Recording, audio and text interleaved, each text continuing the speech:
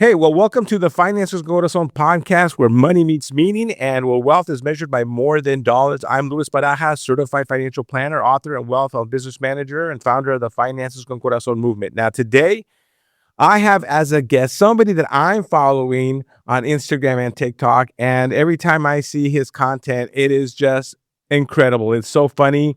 It really hits the heart for the Latino.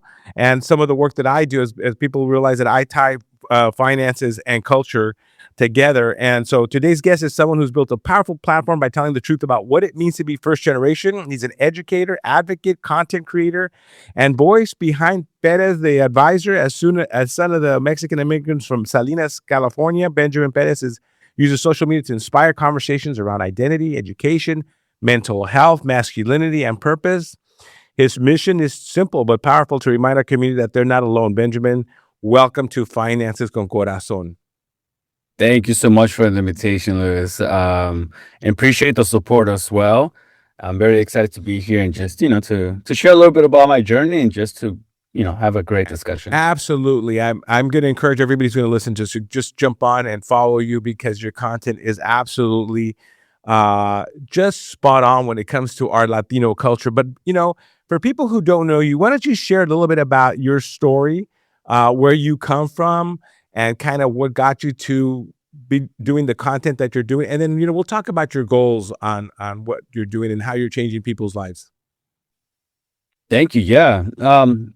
Obviously a little bit about me, born and raised, like your name, in Salinas, California. I'm not sure if you're familiar where the area is at or if you've been around there, but it's in the Central Coast. It's a big field working community. So there's a lot of immigration coming in from Mexico, Central America, the Philippines, etc. Historically, who've gone over there to work the crops, no? Como dicen, trabajar el field.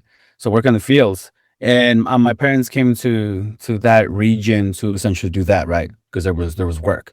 And yeah, growing up there, was awesome, was never knew about anything else aside from like the world that I lived in, but being a first generation, etc. Right. So born and raised there, very prideful. People who are from that area are very prideful. So muy orgullosos from where we are. I mean, we're the salad bowl, right, of the world. I don't want to go into that. We feed the country, but it's there's a lot there. Really prideful, hardworking people who instill all those values in the town, in the community, in the generations, etc. And also, but yeah, first generation. I'm a father of two little young traviesos, and I currently live in South Bay here in the Bay Area in San Jose. Moved over here for college, and I've been here ever since. So I like to say that I was adopted by the Bay Area, but still my heart and core is from Salinas now. So yeah, it's a little bit about me, right? Right now, I'm just hooked with the World Cup. I'm a futbolero by de corazón. I love sports, but specifically, I love football. No, so that's kind of like what I've been like in the zone right now. Fantastic. So let me just share with you a quick story about Salinas. So I wrote my very first book was a long time ago, probably before you were born. It was like 25 years ago. It was the Latino Journey to Financial Greatness. It's about overcoming limiting cultural beliefs about money. And I wrote the book and it was in Spanish. I got a phone call. Well, my wife got a phone call something like 20 years ago and said, we would like for Mr. Barajas to come and speak. And in Salinas, as we call it, the salad capital of the world. And there's like, and I had written my book. All my books are in English and Spanish. And we would love, but we don't have any money to pay him. But we would talk to like at least 300 to 500. We can get 300 to 500 field workers at the high school to show up where he would do a presentation and talk about what it is about money and culture and belief systems for Latinos. And my wife says, well, they're not going to pay you. And I go, babe, I don't care. Vámonos. Let's go. We'll drive up. We'll stay somewhere. And we get a phone call from them like hours later. They go, hey, one of our compadres works at and then they said, works at a place called Pebble Beach. Does your husband golf? And I was just learning golf because when I grew up in Boyle Heights in East LA, where we use golf clubs as weapons, man. We didn't know how to golf. So, but I had just learned because I was on this national board and they were playing golf and I had to learn. So, and my wife says, yeah, he plays golf. Oh, well, the compadres, they're the guys who maintain the golf course. They're going to get him at the lodge there. That we're going to get you guys 2 nights and he can play one round of golf. And the people who don't know about golf, Pebble Beach is like one of the most expensive places you can play. I don't know, back then it was like $600. So my field worker compadres, how I got paid to go speak in Salinas it was actually about 450 field workers.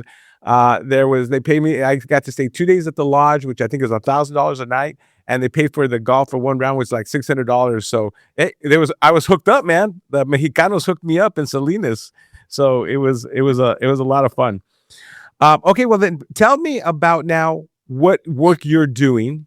I mean, if you're not doing the social content or what you were doing, like your education, just give me a little bit more context on just kind of your career path, and then Mm. share with me what you told me earlier on what happened in COVID and how you started your social media content and how you're changing lives. But I want a little bit more depth about you, so when people are listening to you, your education, the work that you are, how did you get the name Perez the Advisor, Perez the Advisor?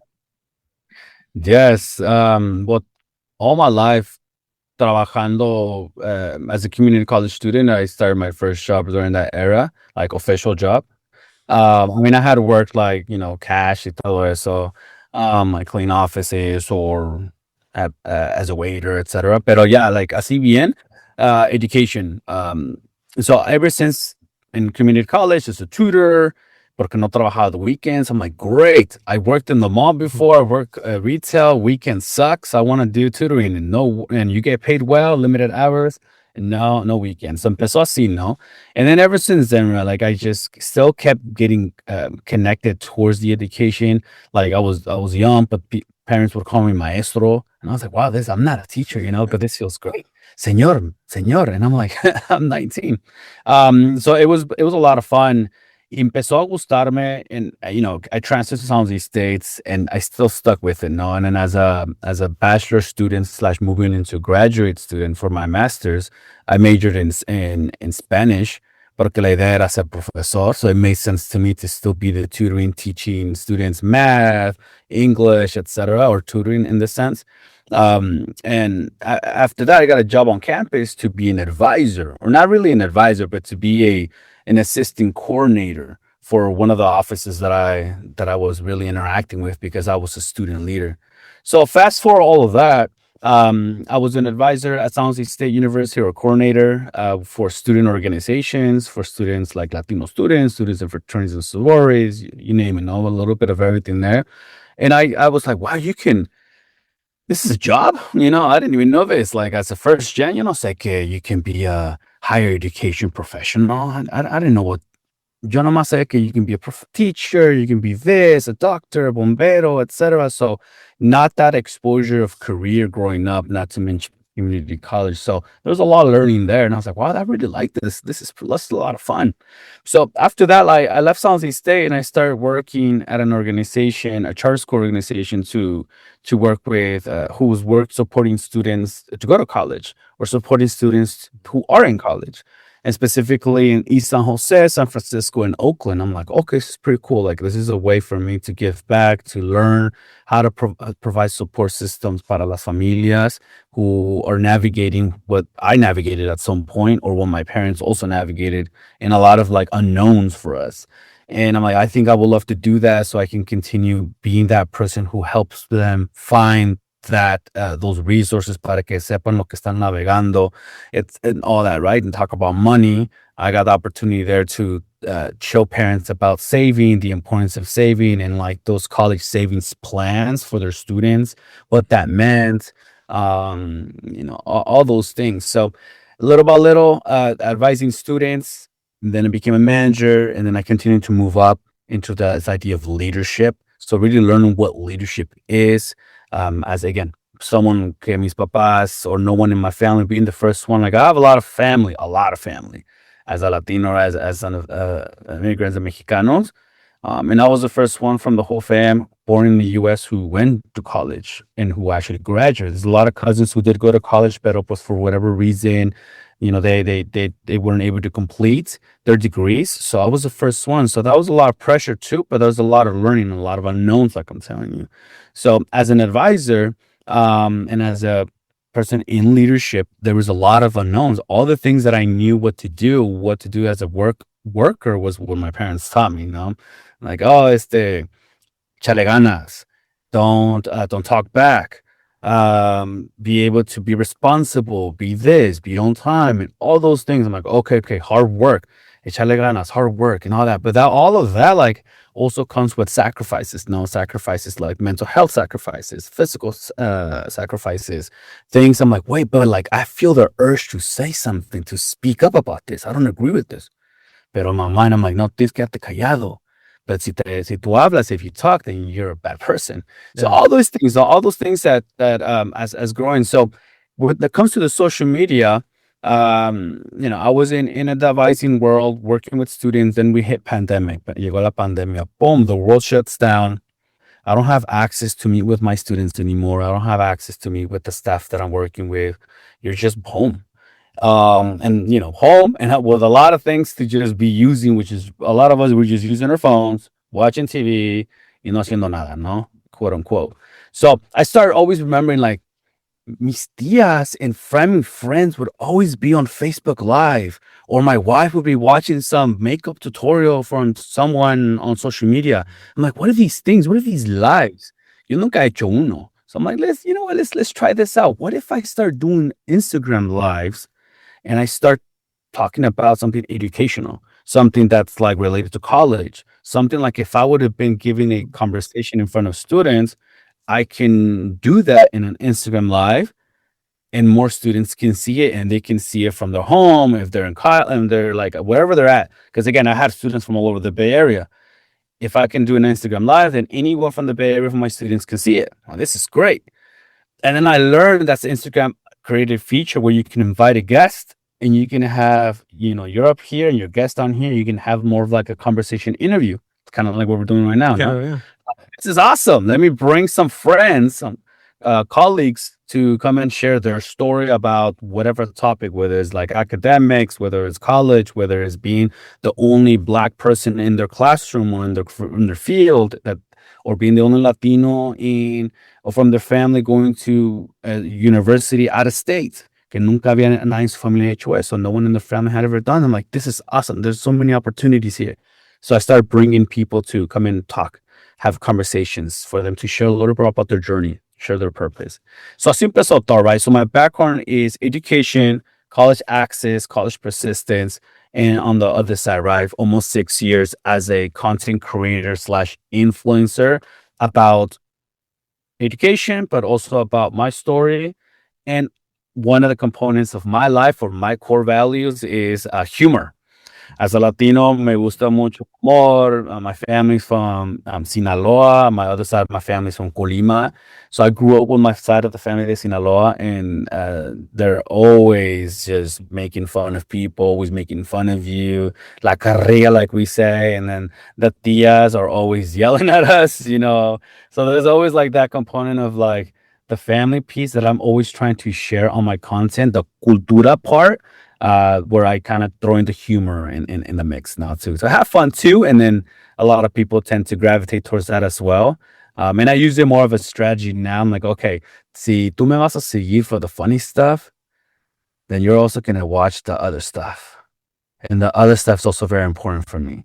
When I share about my journey, or when I talk about mental health, or when I was previously, like yesterday, I posted that I had an interview the other day, and then it didn't go well, like a job interview. And I'm like, I'm gonna share those things too, and then if you're following me for the funny stuff, you're gonna also get to consume the other stuff, the more personal content, and that maybe you'll learn something, or maybe you're like, okay, whatever, but you saw it. And you might think about it at some point, like, yeah, lo que dijo este vato about masculinity. Yeah. So that's kind of my strategy now, but overall, it's just having fun with it. And I think there's been a lot of support coming from that. Yeah, no, man, listen, I want to share with you that back in the 80s, I was working at a really big firm with people who were making millions and billions. I had made it out of the barrio, got my degree from UCLA, got my MBA at Claremont Graduate University, became one of the first, if not the first, Latino certified financial planners in the country. And I ended up making it out, man. I went to Newport Beach, And then I end up coming back to the barrio that I had tragedy strike in 1990, right? And then when I got back to the barrio to help, remember, I'm thinking, well, I'm going to go help the familias in East LA. I'll open up a financial planning firm. Uh, Back then, there was no internet. There was no social media. There was no iPhones, right? And everybody said, well, there's no financial literacy. So I figured I'm one of the first Latino CFPs. I didn't know it then, but went back and said, I'm going to help this community learn. And then I realized, I go, wait. When I went back, I go, financial literacy wasn't going to help the poor. It was the mindset. There was the cultural beliefs. And I didn't know how to attack it. I just didn't know how to attack it. And during that time, I went to the Ice House. It was, dude, I was bummed, man. I was not making a dent in our community. I opened up my office above a seafood restaurant on Whittier Boulevard in Indiana. The next street over is Calzona. There's a restaurant, and my office is above, right in the hood, right in the barrio. And then I go see, somebody gave me tickets to see George Lopez, the comedian, right? And back then, he wasn't the George Lopez, the famous George Lopez. Hardly anybody would go see him. He was dealing with difficult issues, but I saw him, and he did this, let's say, 10-minute monologue, but like 2 minutes was on Latinos and finance, Latinos and money. And it was it was hard hitting, like in your face, but hilarious.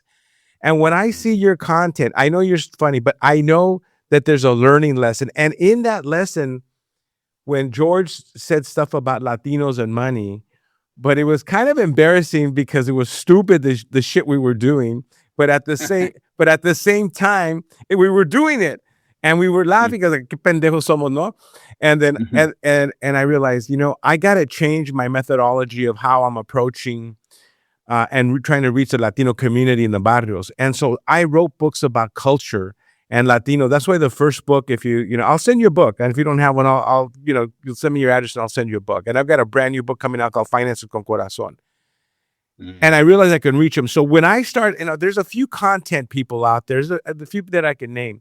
But you're one of the ones that even though you have, son chistosos, but they're not meant to be funny, but they're funny. But at the same time, if you pay attention to what you're saying, there's truth in the funniness, right? It's funny and it's sad at the same time. Some of the shit that you do, I sit there and I go, it's funny, it's hilarious, but that's some of the shit that keeps us down, or some of the shit that doesn't allow us to grow, or to learn, or to be uncomfortable. And then I love some of the stuff that you do that's serious as well. So I think you've got something that you're doing that you just haven't touched upon. Whether I think there's a book coming, or you're going to be on some television, you're going to be on some sitcom or somewhere, because tienes un pegue that you're doing the same thing. When I see you, I'm thinking this is what people need to hear, because the only way people who are struggling out there, the Latinos that aren't highly educated, the immigrants, me and my mom and my dad. My mom got pregnant with me at the age of 15, had me at 16. My parents are immigrants from Mexico. Same thing. They weren't farm workers. My dad has a wrought iron shop. He was a welder. And I realized that we all come from poverty, and we have poverty mindset and poverty thinking. And sometimes we need to be aware of that. And sometimes it's hard to say that unless you do something funny, and hopefully they're kind of learning that there's learning lessons in the stuff that you're doing. But I want to go deeper into how you've expanded. I mean, you were a Spanish major.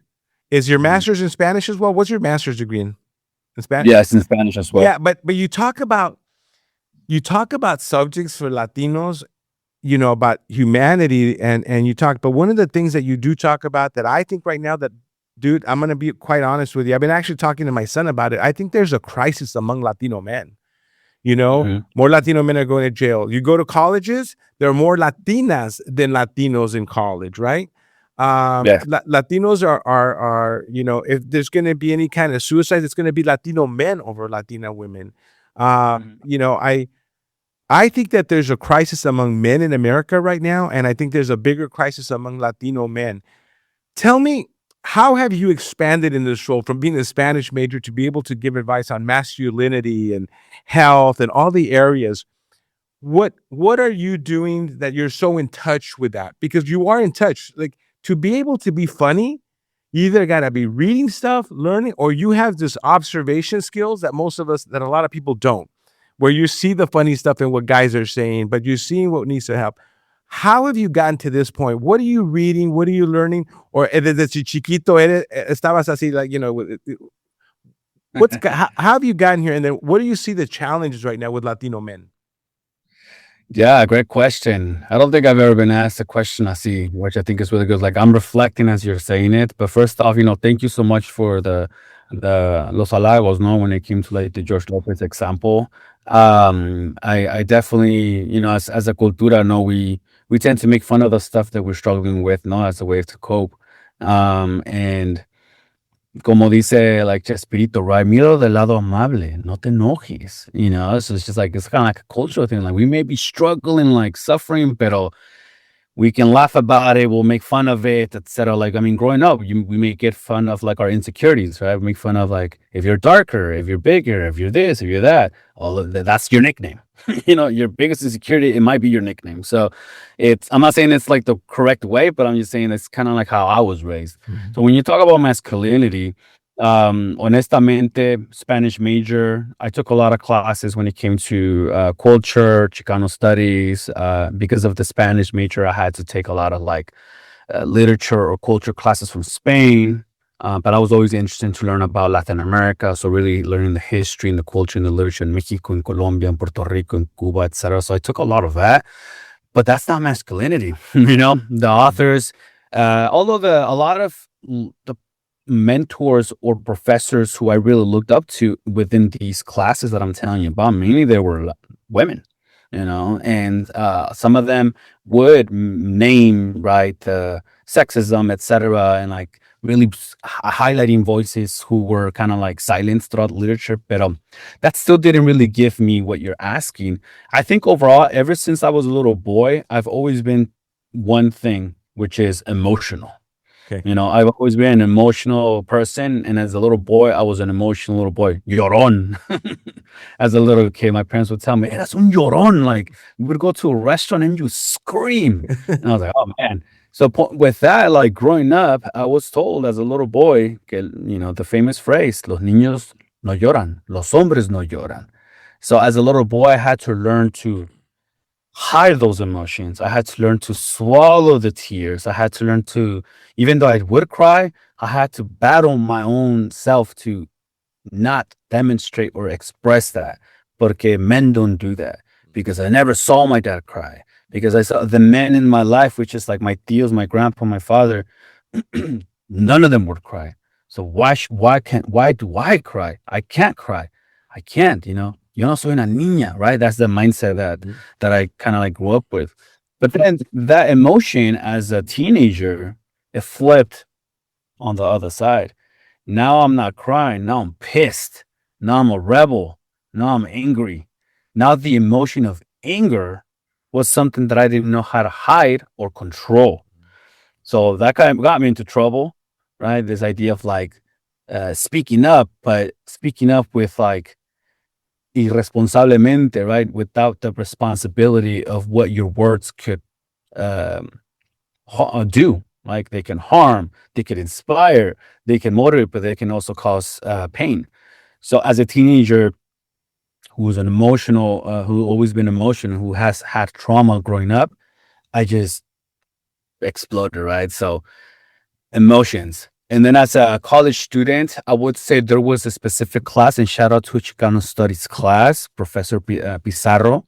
I took a class in Chicano Studies that was about learning how to heal, or like how he named it, we all had baggages, how to navigate your baggages or baggage, tus traumas, so you can go help the community. And his philosophy was, how are we here to go and make a difference in our community when we haven't helped ourselves?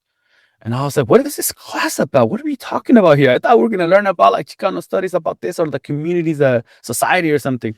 So the whole class, every class, we had to share our story. And then every assignment, we had to write about ourselves. And I was like, I hate this. Every class, someone is crying. Like, I don't want to be here. The classroom was in a circle. Like todos los asientos, the seats were in a circle. So we always had to watch each other share a story. And now I'm like, we had to sign up, and I signed up at the very end. I'm like, I'm going to do it at the very end. I don't want to do this. I want to avoid this because I've never done this before. I've never like expressed my things to people. I always kind of keep it within. It came to the last class, right? When we had like the last day of class, and I had to share my story. And I was like, damn it. And I shared my story and I promised myself, I'm not going to cry. Nah, no, ni madres. And yeah, there was something that I couldn't control, something coming at me. I don't think I've ever really cried like that ever since. The tears of like maybe 22 years of hiding those, Yeah. internalizing those tears were coming out that day. It was intense. It was a lot. I started temblando. But after that day, like I just felt like stepped out of the classroom when the class ended, and I felt like this weight was removed from me. And I started learning more about like, wow, like all I did was write about myself. And the person who was like the protagonist was my father and me. Like there was a lot there that I was able to heal something about me, and I was able to fix, in a sense, this relationship with my father. And after that, like our relationship was much better, stronger communication, not who I would have loved, but better than whatever it was. So I definitely was really happy about that.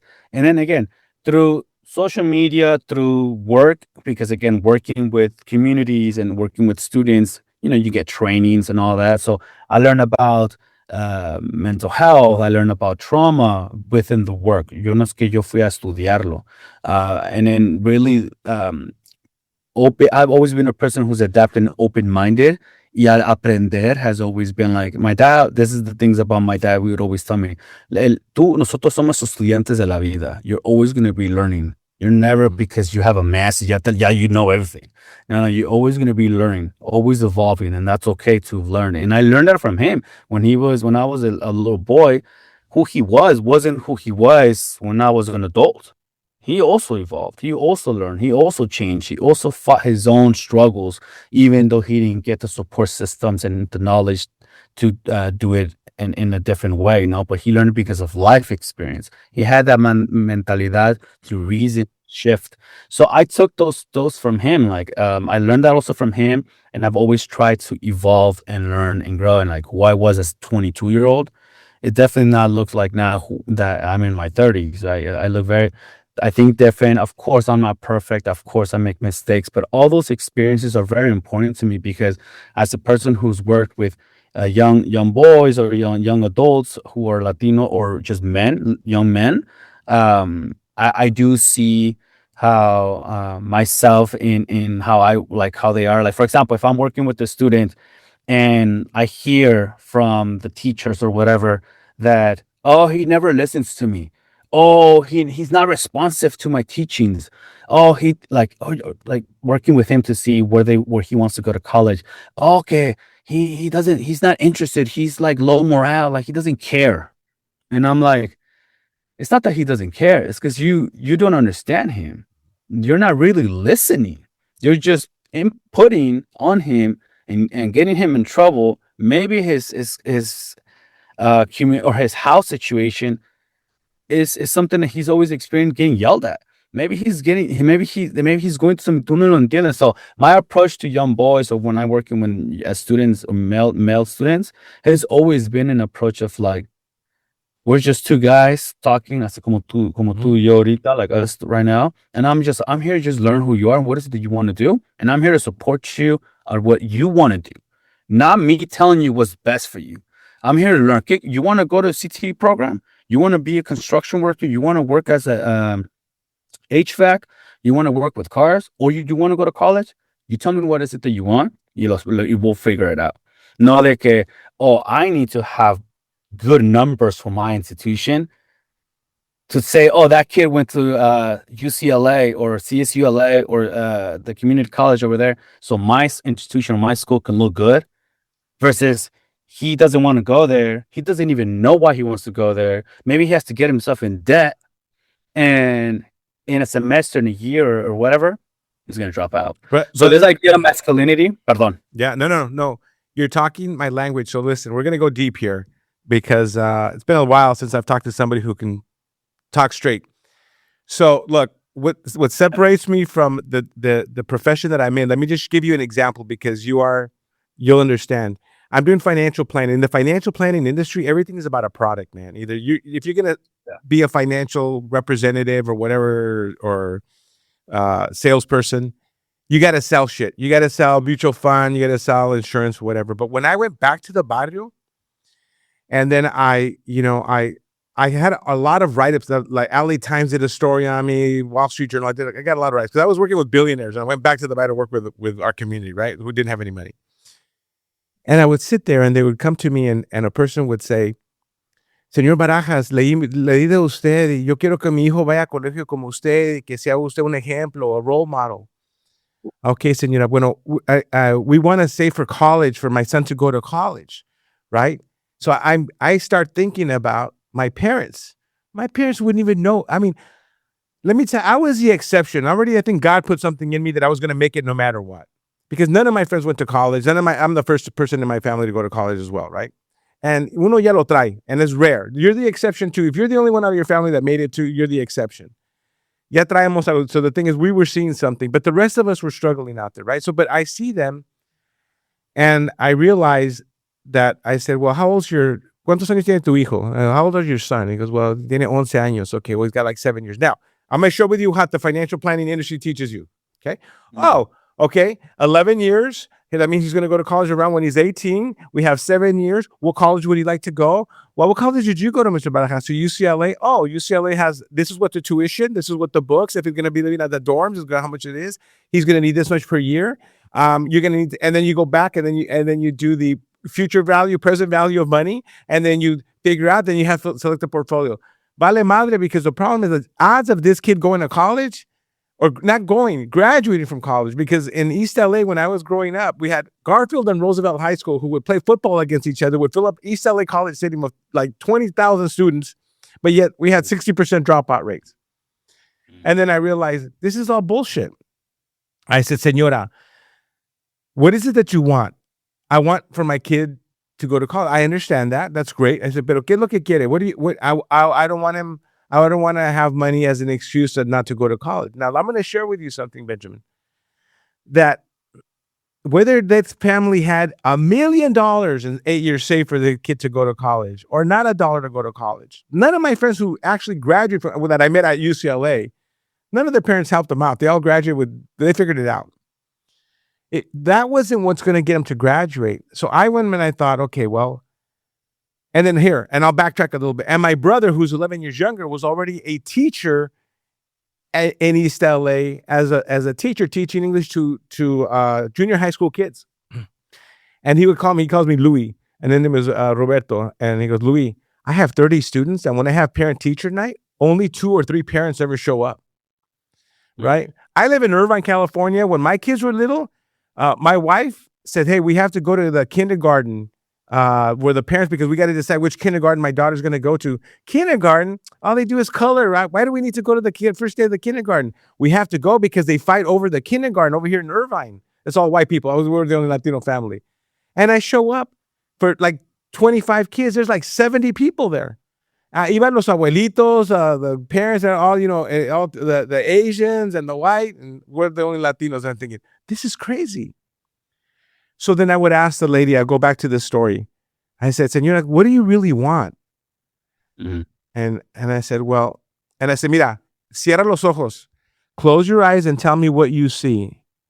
And she says, okay, I see my son, that he graduates, that he's got this little hat and this long dress, and I go, una cachucha, and he goes, a cap and gown, se dice cap and gown, sí.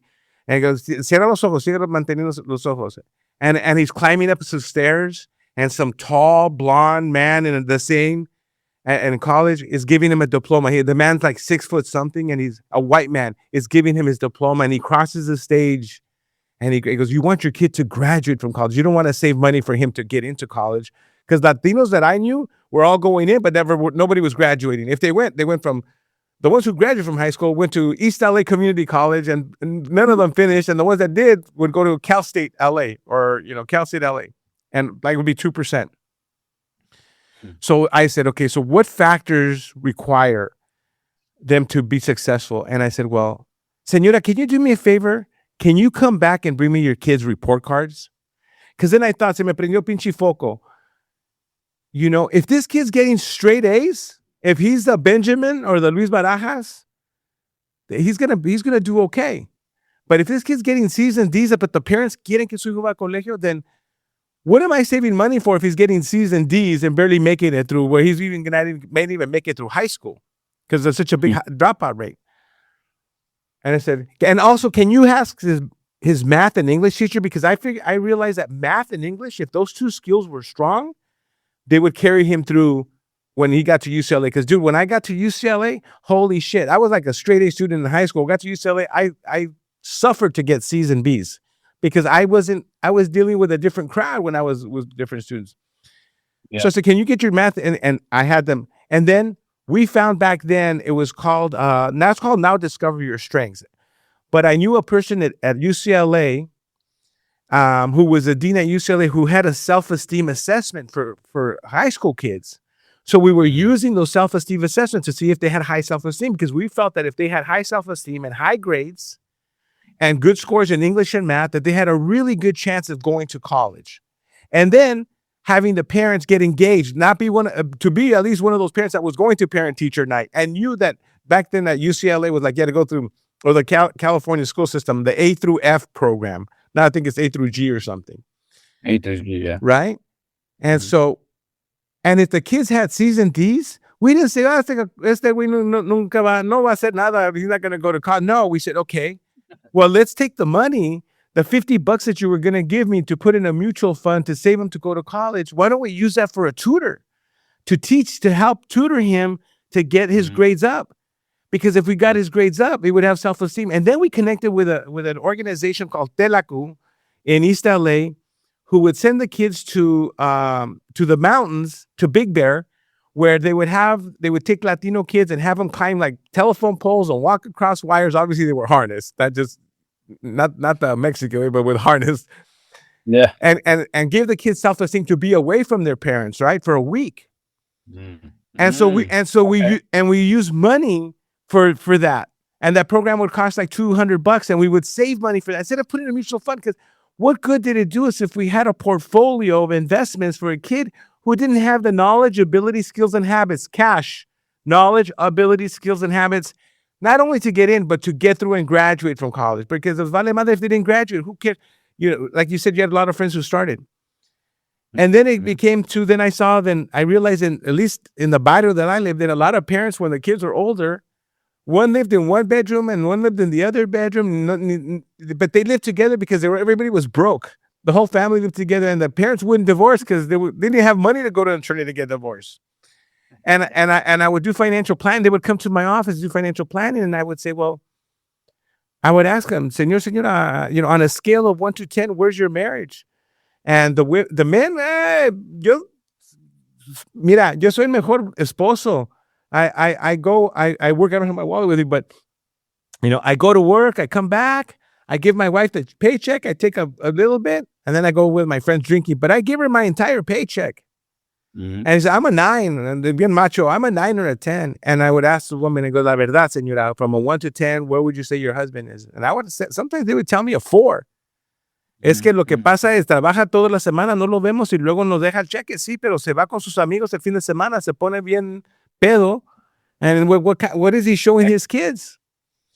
So then at the end of the day, well, how badly do you want to be together and save for retirement, or get to a point where you was putting money away for the future? Because if right now, you know, you're planning to either get a divorce or separate, or like Latinos weren't even divorcing. They were like, people are sometimes too poor to divorce. And then we would sit there and I'd say, you know what? Fuck. Let's get, with the money you're going to give me, let's hire a marriage counselor, a Latino, Spanish-speaking marriage counselor. That's a better investment for the family, right? And that's what we would do. Just wanted to show you how I approach everything, man. So that's why, like I said, I've done very well because I've been doing this for 40 pinche years. And one of the things that we do, this is all I write about. And that's why you and I kind of are kindred spirits. When I see your stuff, me da risa, but at the same time I get sad because some of the stuff that you do is I see the from the Sinaloa, your familia from Sinaloa, and the things that you do. But I still masculinity too. Yeah. the masculinity too, like that, and that part, like what you're naming, about the father giving the money and et cetera. Like all those emotions, like I said, that I experienced, the content that I do share that might be funny related to masculinity or not funny, is based on my experiences of what I saw or what I've seen, right? Like what I still articulate and I make connections to today, to an original question about men, Latino men, and like mental health. It's very true. It is very true. That's why I love to share that type of side of me too, the vulnerability side, porque ¿cuánto en nuestras vidas conocemos a otros guys who come to us and share that they're going through stuff? Yeah. It's really rare. Even today with my brothers, we're just brothers. Somos tres hermanos. I don't think we kind of talk like that. You know, we don't really talk like that. And I'm like, why not? You know, so my purpose with the page 2 is to model some of that vulnerability. And it's okay to not be okay, but it's okay to not be okay, but to not ponerte en una oscuridad and just hide yourself. And again, like what I did as a kid, just ignore those emotions and just continue pushing hard or pushing through. Porque that's going to come back. It's going to come back at you and much harder. And if you're using alcohol to like ignore, you worse now. Yeah. Yeah. So, you know, we talk about finance and corazon, but I want to have you talk a little bit more about, and then we'll get into some of the finances. Share with me in the last, as you know, what's going on with the administration in the last couple of years with a lot of the uncertainty. You know, I'm over here, like I said, I'm U.S. citizen, born, raised here, been to the best schools. I've worked with billionaires, and I'm walking around with my passport when I'm traveling because I don't know if somebody's going to stop me, right? And there's a lot of uncertainty around, especially with men. And what changes have you seen since COVID, right? COVID was a different. Everybody was afraid. Everybody was afraid they're going to die. You know, are we going to be here? You know, I was drinking more and eating more. In fact, if you take a look at my pictures from like a few years back to now, I've lost like 60 pounds. I'm still trying to lose it. Porque, nos vamos a morir. And I make great pancakes, dude. I like my family, and I would make pancakes on a weekend, but I'm home now every single day. And I would tell my wife, get us pancakes. I'll make you. I have my famous pancakes. And then, you know, I would smoke one cigar on a Friday with a little bourbon. And then it became Friday, and then it became Saturday. Then it became, it became Thursday. And you know, we were going to die. And then 2020 to 2026, right? We're right now, it's a completely different world, especially for Latino men, hardworking guys. What right now, and I don't know how you engage with your audience or who engages with you. Is it more women or is it more men? What do you sense right now? What's your feeling about what's happening right now in our world, at least in California, right? At least in California, you know, you and I are both in California, but in our world with Latino men and what you're seeing, ¿qué sientes that the Latinos where they're at right now? What do you feel? Are they hiding? Are they more loud? Because I've gotten louder. This is what got me out of it. The reason why I'm doing what I'm doing is because of what's going on. Otherwise, I probably wouldn't be doing this. So where are we at right now? That's a good question. Yeah, it's definitely pandemic. A lot of us gained weight, right, during that time. Not the best habits. I do remember Bethmo was friendly to all of us. I think now, Ali, when I think about yo también, you know, I have the privilege to be U.S. born, so I don't have to, not that I don't have to, but maybe there's a lot of things that like immigrants live on a day to day that maybe I don't think about it every day.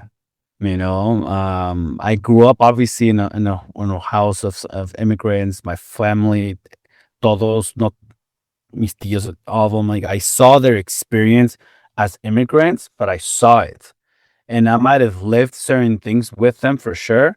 Pero if I walk through the streets right throughout my life, I never ever thought about like, oh, no tengo papeles. Me puede pasar esto, right? I never lived with that fear.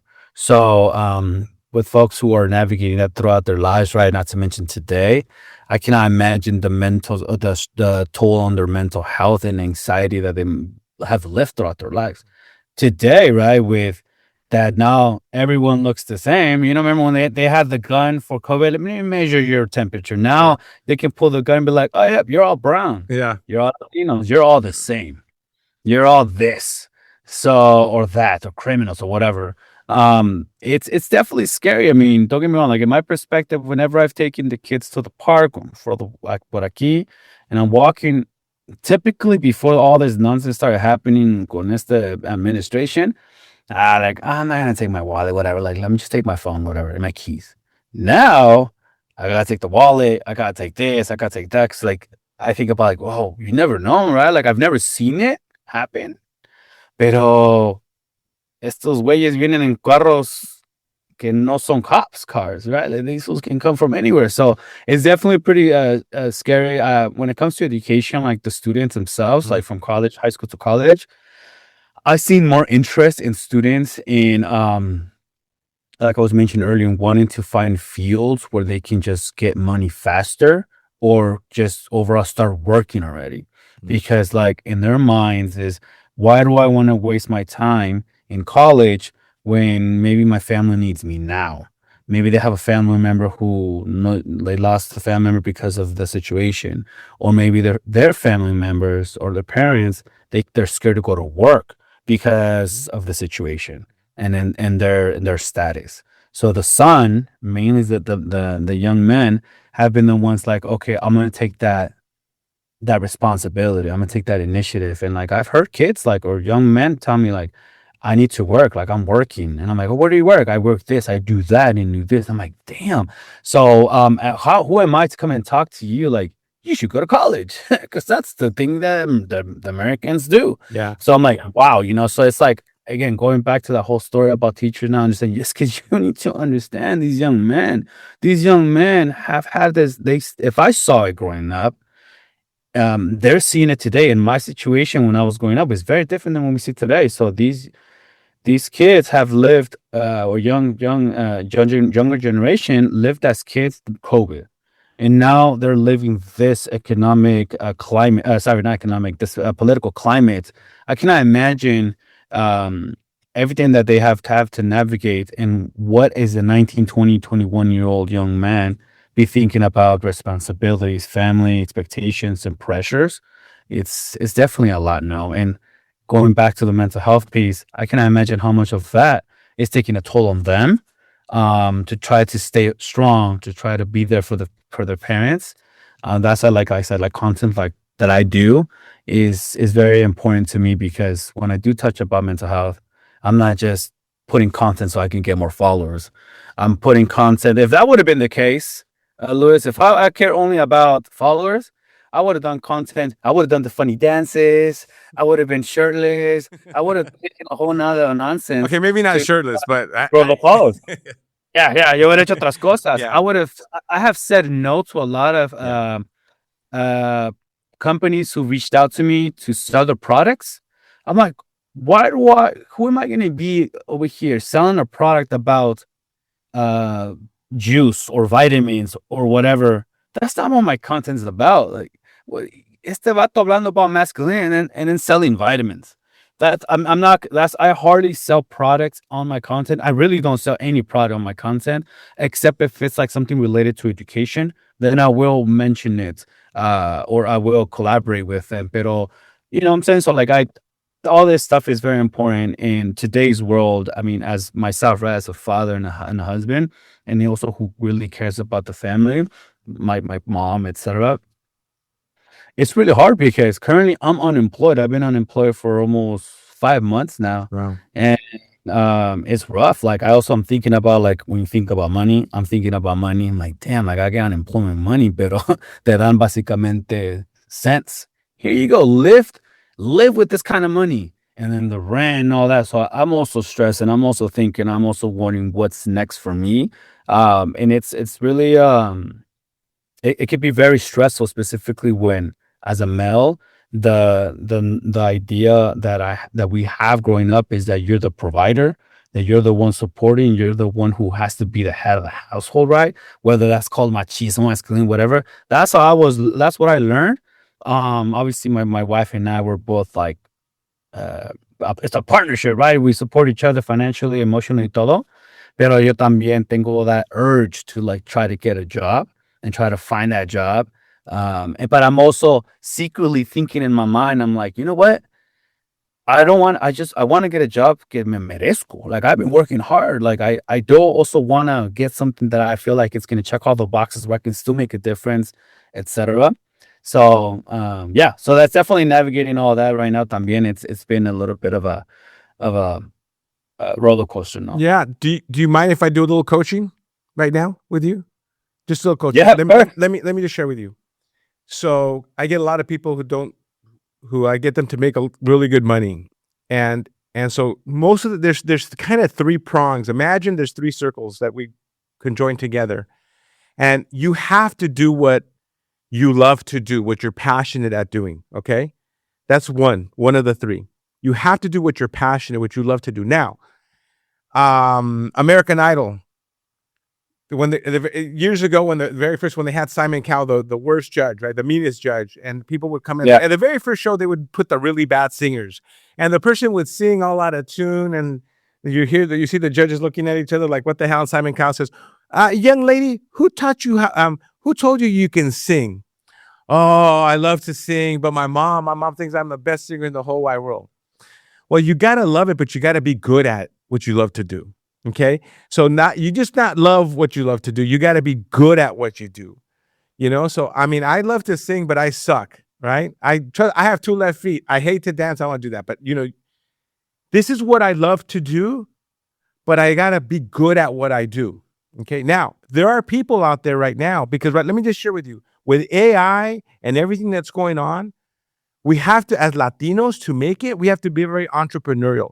Dude, I left and I didn't create a financial planning firm. I created my own job. I created my own job on what I love to do and what I was good at doing. But the problem, I wasn't making any money at it. Now, you can go to a lot of swap meets, right? A lot of swap meets. I don't know if you have swap meets up north, but when I grew up, we had swap meets. Where people would sell, they would make galletas, and your tia would go and get a little swap meet post and pay her like $20 to get a little post, and then she would sell cookies and barely even break even. Just because you love what you do and you're good at doing it, if you're not making money, that's just a hobby, right? Right now, maybe you're not making a lot of money because right now you said, shit, maybe you did the post and then you did some ones that's chistoso, and people told you, dude, you're good at that. Because the reason why you're here is not because I saw you talking about shit. I saw you because you're good at what you do, and I see that you're enjoying it. But you haven't figured out how the third step is, how to monetize that, right? Now we got to take a step back and say, I know I can't, but if I could create and live off of this, how would I create a business being a content creator who loves what he loves to do and is good at it? Because I'll tell you what, dude, you're great at it. Tienes algo. Now, you and I need to meet a couple times and figure out how do we build a business around it? How do we build the Benjamin Perez ecosystem, right? Like, for example, if you were to go and see my ecosystem, you're going to see that I have Business Management Lab. I'm a business manager to Latino entertainers. That's what I do, to musicians, some of the most iconic musicians in the world. And I'm a financial planner, international private wealth advisors. And we do kind of like the AAA of the business management, where we do tax for like Latinos in Latin America, could call U.S. Latin tax group. But it all started for me. And then I created what I do, Luis Barajas Inc., which is Finances con Corazon, where I don't know if we can see back here, but I have a bunch of books here that I've written. And I speak and I get paid to speak, right? When I first started, I would pay somebody if they would let me speak, right? Now I ask, if they want to pay me, it's like $25,000 to speak for an hour. Wow. And then I have other stuff, but from me. But I decided, okay, I love what I do. And so what I call it is not my occupation. I coined a term years ago that I wrote in my books called occupation. It's like, what do I love to do and how do I make money? I got to get you out of your head to say, I got to wait for somebody who's going to recognize my talent and pay me what I'm available, to say, F it. I'm going to freaking make the money. I'm going to create the money. Because that's again, I'm dealing with mindsets, right? And so the thing is that because you are an educated man, you are a funny man, you are a man that's very empathetic, you're a very man that's very caring, has a lot of feelings. Now, we got to figure out how to get you to be able to do what you love to do 100% of the time and make a shit in a boatload of money, because you deserve it. because your value, God gave you the same. Whatever somebody else is making $1 million a year, you have the same everything with you. It's just tenemos que comenzar a pensar poquito diferente. So that's a little bit of my coaching here for you because I think that you deserve it. And we're gonna end. We're down like 54 minutes in. I try to stay within 50 to an hour. I'm gonna ask you a couple of questions more. At Finance and Corazon, we always talk about financial dignity. I want you to tell me what in your mind, what financial dignity means to you. That's a great question. I was thinking about it. Like I Googled, I'm like, what the heck is financial dignity? And because I saw, and I'm like, ¿qué es esto? And from what I recall, no, like if you correct me if I'm wrong, Yeah. isn't like financial dignity, how you use your money? I mean, maybe I got it wrong. Can you tell me? Yeah, no. Let me tell you financial dignity. Mira, financial dignity is on social media.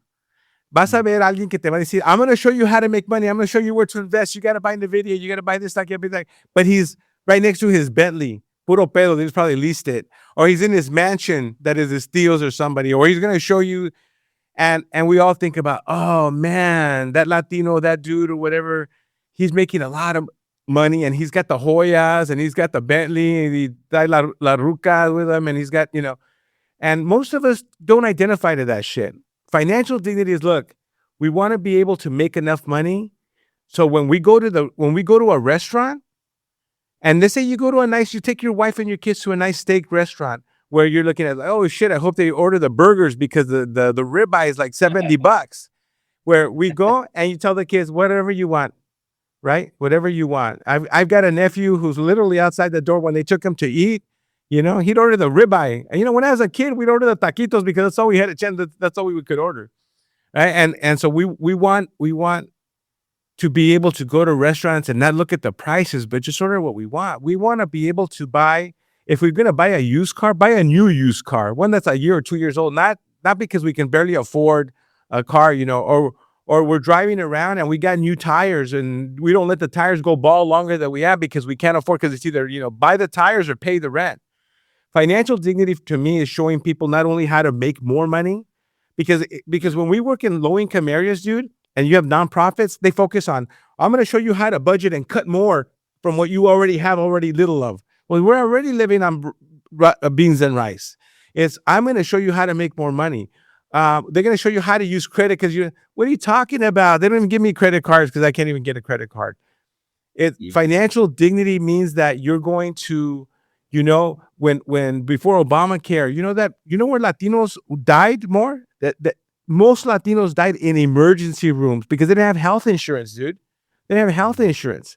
It's that every Latino has health insurance. It just requires a certain amount of money and that you get your finances and you're putting a little bit away for your future, and that you respect your future self, and that we're not, they're not ripping us off on getting us loans that are high interest rate because we have shitty credit. That's what financial dignity is. That's what I call financial dignity. I get it. If somebody wants to go, you want a Bentley, more power to you. But the majority of us vivir una vida calmada, where we make good money, where we're able to take our kids, on vacation. Not these staycations where we do, maybe Disneyland and that's it once every 2-3 years. That's what we're looking at. That's what financial dignity is. I just wanted to share with you, just like, what do you think, financial respect, financial dignity means to you? Real quick, I do have to hop off in like 2-3 minutes. Yeah. Wife has to go interview someone for her job. We're almost done. We're almost done. For financial dignity, I think I can summarize it with not having to ever say to my kids, es que no tenemos dinero. No hay dinero. I don't know, like I think growing up, my parents, if I wanted something as a little boy, as a little kid, right? Un juguete, un candy, whatever, they would tell me, es que no hay dinero. No tenemos dinero. And as a kid, I thought like they were just being mean, right? Like, oh, no me lo quieren comprar. But as an adult, I'm like, yeah, we didn't have the money. And it was true. They were not lying to me. I just didn't understand it, right? I didn't really, as I'm just a little boy. So that would be the thing. I mean, to teach my kids financial literacy, of course, right? I still would love to learn more as well for myself. Pero que no, si me pide algo my son or my daughter, like, que pueda yo proveer, like comprar. Maybe not the ribeye steak, right? But like if she wants in and out, she wants this and like, sí vamos. No, sí, hoy no porque te portaste mal. That's the story. Yeah. If it's si lo tengo, like I would want to give them those memories. Tampoco spoiling, right? But like the like I said, like the memories of que no es que no tenga yo dinero. I feel like that's something that I grew up with. Like I said, that still is in my mind as I am now parenting. No. Yeah. That's wonderful, man. And we're at the end of the hour. I know you got to go as well. Dude, I appreciate your candidness. I appreciate who you are. I think that you're going to be big. I honestly, I think that your time hasn't come yet. I think it's coming. And so thank you for your honesty and your candor. And please we'll end here by telling everybody how to find you, how to go to what page and where can they find you? Yeah, thank you so much for the coaching, for the advice, for the space. Those palabras, honestly, like they come on a perfect time for me. And I would love to do a part 2 for us to meet line as well. And I think there's a lot that I can learn from you. And like I told you, right, throughout my journey, I've never really had mentors, but not really ever any male mentors, not to mention Latino mentors. So, I definitely would love to learn more from you. People can find me, I'm Perez the Advisor. No, I think you just Google it. Ahí lo vas a encontrar. Vas a encontrar todo. Instagram, TikTok, Facebook, YouTube, Threads. I guess that's a thing now. Not to mention X. Tú me puedes encontrar ahí as Perez the Advisor, content that you hopefully can reflect, you can laugh, you can smile, and you can also hopefully connect with something that I may post. So, pues ya, muchas gracias y te lo agradezco. Good. We'll be meeting soon. All right. Thank you, Benjamin. Thank you so much. Take care. Thank you. Adios. Bye-bye.